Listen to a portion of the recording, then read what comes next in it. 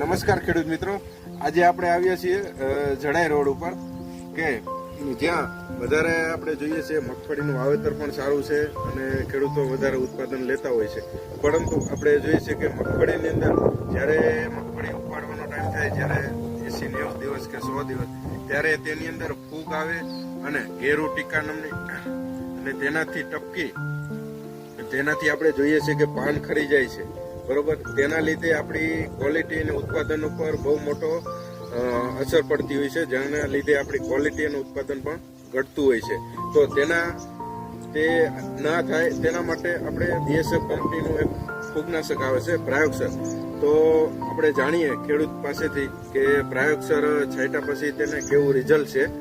તો પેલા તમારું નામ અને ગામ અને તાલુકો બતાવજો. મારું નામ વિપુલ પટેલ, હું નખત્રાણાનો રહેવાસી છું અને મારો તાલુકો પણ નખત્રાણા છે. હવે તમે ગયા વખતે આ વાપરી હતી 2 સ્પ્રે, આ વખતે 1 સ્પ્રે કર્યો છે, તો ગયા વખતનો અનુભવ શું કહે છે તમારો? ગયા વખતનો અનુભવ કહું તો ગયા વખતે મેં આ ભાઈ નિલેશભાઈ આવ્યા હતા મારી પાસે કે પ્રાયોગસરનો ઉપયોગ કરો, ત્યાંથી મેં ગઈ વખતે 2 સ્પ્રે લીધા હતા અને મને એનું બહુ રિઝલ્ટ સારું મળ્યું હતું. કે આપણે અધિકતર જોઈએ ત્યારે મગફળીમાં પાછલા સમયની અંદર કે ટપકીવાળો રોગ આવી જાય છે, ઘેરું ટીકા જેને આપણે કહીએ છીએ. એ મને આ 2 સ્પ્રે વાપરવાથી છેટ સુધી મારી મગફળી નીલી ઊભી હતી ને મને એનું ઉત્પાદન પણ સારું મળ્યું હતું.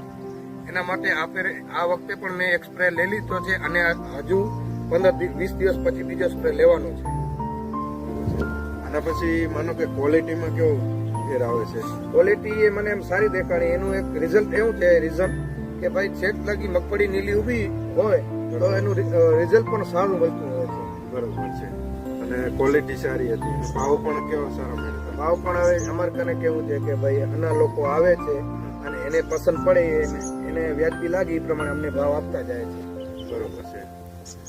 તો જોયું ખેડૂત મિત્રો, તેને 2 સ્પ્રે લીધા અને સારું એવું રિઝલ્ટ મેળવ્યું.